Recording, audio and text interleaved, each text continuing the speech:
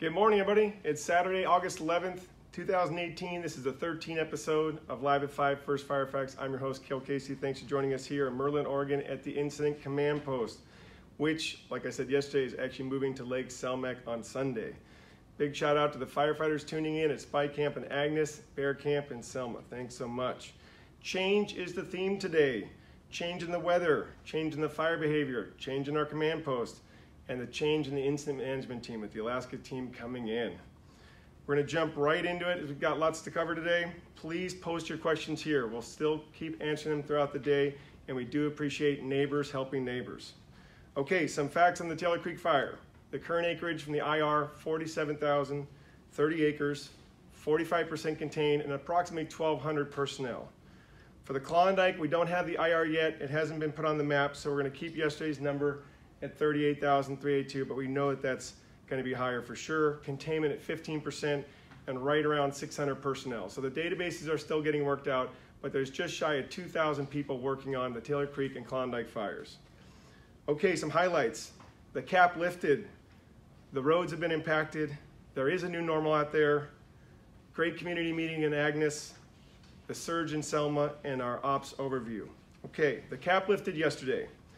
We've been anticipating this for days, and the blue sky was the big sign in Selma that the southwest winds had in fact arrived and blew the smoke out to the northeast. In the context of our time here, episode 13, right? For 10 days, we were basically in a smoke-choked inversion. It was driving everybody crazy. It was filling up the valleys and canceling events and causing people to stay inside. But as brutal as it was, it kept the fire behavior subdued. It allowed us to be on the offensive. It allowed us to bring fire down to the eastern side of the Taylor Creek fire. It allowed us to put all this black line in here. It allowed us to get people back home. It allowed us to bring all those backing fires up the Bear Camp Road, to Galeese Creek Road and Taylor Creek Roads. So in those 10 days, we got to get a whole lot done in protecting the values at risk, keeping this at the smallest footprint possible, and get everybody back home. So finally the cap lifted, and there were some columns yesterday that got up and started to move around different parts of the fire. We'll talk more about that. Okay, the smoke blanketed the I-5 yesterday and the 199 during the most inopportune time in the afternoon and rush hour. So even though folks out in the southern area here, the southwest, had beautiful blue sky, and we heard from some of our folks that it was the first time that they had seen and breathed clear air in a long time, it laid down over the I-5 corridor, and this is just a big reminder.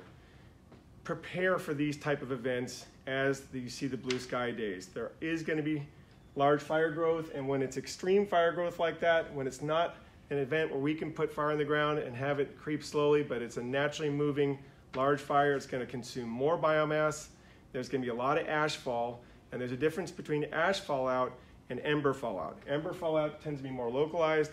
Ash fallout tends to travel, and that's what you're seeing. That impacts the roads. And so yesterday afternoon, the Oregon Department of Transportation put some signboards out there. The highways were getting choked. Plan for that. It's the weekend, it's the summer, and this is a long-term event. Okay, reminder that the community meeting last night from Agnes is online. I just watched it this morning. Thank you, Agnes, for showing up. Thank you for your great questions. This is a very fire-savvy community. I told you that my community in Alaska had a big fire in 2015. We lost 54 houses. Agnes has been dodging the bullet for years. You know where the fire lines should be. You know that they should be opened up and held. And you heard from our incident commander last night, Rob Allen. You heard from branch director Joe Tone that the contingency lines, 40 plus miles of them, your local division supervisor with all that local knowledge, the dozers that have been putting fire line down to the Illinois River, connecting it to hand line, sometimes 5 wide dozer blades, opening up the old Chetco contingency lines. You heard all that. You got a chance to ask questions. We really appreciate the engagement. Celeste Prescott did a great job hosting it. Commissioner Boyce was there asking great questions and offering up the support to the team. One of the key points in that message was that the fire managers, including our team and now the Alaska team, feel like we have the resources we need to get the job done. They have about 4 more days to continue chipping and improving the 3318 road system, the snow camp, the other road systems, the 7 mile, but all the heavy metal out there, The number of firefighters spiked out at Agnes are the proof that we have the people we need, we have the equipment we need, and that we're dead serious about making sure that we can hold the fire if it were to move either suddenly or slowly over the next few weeks towards the Agnes area on the proven and trusted lines. Again, that's posted online. The surge in Selma, let's give you a little update there. So yesterday morning, with the wind blowing up from the southwest, it gave our division supervisors and branch directors a chance to really look at this. And instead of just being on the defensive, they got a little bit more offensive there and put some fire on the ridge so it could back down throughout the day. As a reminder, the success we had in Pickett Creek and Hog Creek was because we brought fire right down behind the houses. That's where we got it to our intended containment lines. That's where we got the mop up. That's where we got evacuation levels to drop from 3 to 2 and now 1. So you're going to see the same tools and same process here. You're going to see fire and smoke from the road system, from Selma. That's what has to happen. We're going to remove the fuel between the flame front and the intended line. That's where all the prep has been done. So that's going to be normal for you to see it. It looks scary, but for us, it's not an emergency. It's what we do. It's what we train for. It's how we execute our plans. So we're going to stay calm in there. We're going to keep working. If you do need to call, if you have questions, the joint information number, 541-474-5305. But pretty much any time you see the cap lifted off this fire over the next weeks and months, you're going to see columns, you're going to see some fire growth, and you're going to see the surge forces really try to button up this corner in the next few days. So you can see the black line in your area too. Okay, let's go in the ops overview from yesterday. Everything is holding very well on Bear Camp Road. We had originally given that a moderate chance of success of holding it. Right now it is being held. So that's fantastic. They just finished chipping yesterday on the Peavine Road. That means that all the brush that they had pulled out and stacked and staged is now chipped. Eventually, Josephine County Sheriff's Office will look at the holding situation here, look at the Peavine Road, and make a determination on when to open it. But remember, there's going to be a new normal in there. That's where the gravity is going to take over. The rocks are going to keep coming down. We had a tree come over yesterday, graze a power line, and that power line grazed our firefighters. No factor. Nobody was hurt, thank God. But that's the type of gravity event. We were having trees come down in the Taylor Creek Road a few days after that burn operation. So there's a new normal where gravity is going to reign. Things are going to come down even after these are open. But make no mistake about it, it's the weekend. Bear Camp Road is closed. Peavine Road is closed. You can get up the river. All that's open. Just take your time. We don't like to see too much public and firefighting equipment mixed in the turnarounds and the pullouts. Give our firefighters space to work, patrol, and mop up. And we appreciate that so much.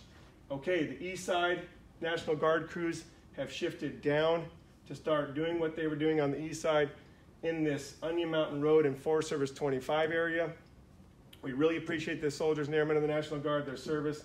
Their camp is now at Lake Selmac.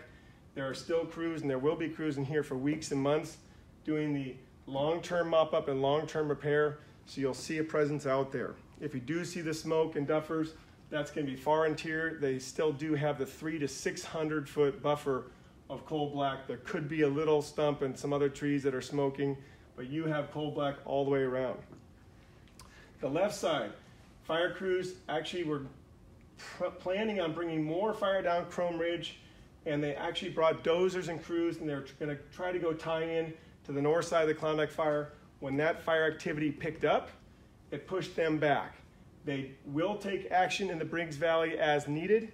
There has been some fire activity in there, of course, with the alignment, but they'll burn out around the structures when the time is right. We like to do that in a controlled manner. Again, this is what we train for. This is what we do. These values at risk are really important to us, and we have all of them prepared and ready to go. We did get the fire around the Onion Mountain Lookout. You'll see the red on the map. That means that it won't be impacted. I know it's a local favorite, and we have that all secured. The drone has been working in here again, looking and through the smoke to try to see the progress. Everything on the Onion Mountain Road is holding. All the contingencies are in place, so things in here are looking in really good shape. That Scan Eagle's been flying all night tonight. We're going to have a new infrared map. We will see some fire growth in this area, and we will start to see some acreage change. That's that higher intensity burn. Again, that's where that ash fall comes from. Okay, let's look at schools. This school, we're going to go ahead and release back to the school on Sunday. I know when we talked about it yesterday, I'm sure some kids at home were a little upset that there wouldn't be a delay in school. This school is going back to the district. The entire incident command post is going to move down to Lake Selmac. That's where the Alaskans will be based out of. We'll still have a spike camp as needed in Bear Camp, and definitely we have a very strong presence in Agnes. That will stay. The transition to the Alaska team is fully underway. I had a chance to talk to the incident commander, Tom Kurth, yesterday.